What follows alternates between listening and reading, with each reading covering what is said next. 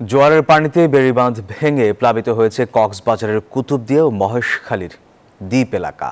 নষ্ট হয়েছে ঘরবাড়ি, পুকুর, রাস্তাঘাট ও ফসলি জমি। এতে দুর্ভোগে পড়েছেন এসব এলাকার মানুষ। তাদের অভিযোগ, স্থায়ী বাঁধ নির্মাণের বরাদ্দ থাকলেও বাস্তবায়ন হচ্ছে না, যদিও দ্রুত ব্যবস্থা নেওয়ার আশ্বাস দিয়েছেন স্থানীয় জনপ্রতিনিধি। মোহাম্মদ আইবুল ইসলামের তথ্য, মোহাম্মদ ইউনুসের চিত্রে ডেস্ক রিপোর্ট। বর্ষা এলেই যেন দুর্ভোগ বাড়ে উপকূলীয় জনজীবনে। এবারও সমুদ্রের জোয়ারের পানি বেড়ে প্লাবিত হয়েছে কক্সবাজারের কুতুবদিয়া ও মহেশখালী দ্বীপ।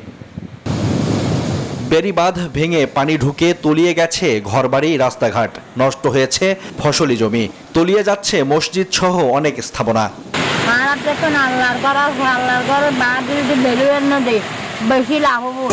পানি বেশি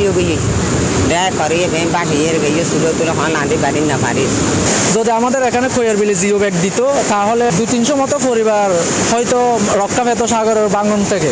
সরকার টেকসই বেড়িবাঁধ নির্মাণের জন্য বরাদ্দ দিলেও দুর্নীতির কারণে বাস্তবায়ন করা হচ্ছে না বলে অভিযোগ স্থানীয়দের।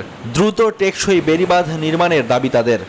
বেড়িবাঁধের উপরে জিও ব্যাগ দিছে, জিওগুলো একটু নর্মাল, এগুলো ফেটে যায়, এগুলো ভালোগুলো সরে যায়, ভালো দিয়ে জিও করে দিয়ে 2 নম্বর জিও ব্যাগ।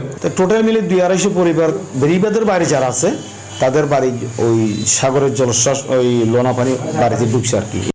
অনুমোদন পেলে ক্ষতিগ্রস্ত বেড়িবাঁধ মেরামতের পাশাপাশি স্থায়ী সুপার ডাইক নির্মাণের আশ্বাস দিয়েছে স্থানীয় জনপ্রতিনিধি। টেকসই বেড়িবাঁধ একেবারেই অনিবার্য।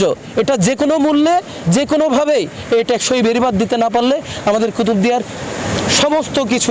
সমস্ত উন্নয়ন প্রক্রিয়া ব্যাহত হবে। এই সমস্ত বেড়িবাঁধ দিয়ে জোয়ারের পানি প্রবেশ করছে, ফসলি এলাকা প্লাবিত করছে, মাছের খামার ক্ষতিগ্রস্ত করছে, রাস্তাঘাট, মানুষের ঘরবাড়ি, অবকাঠামোর ক্ষতি করছে।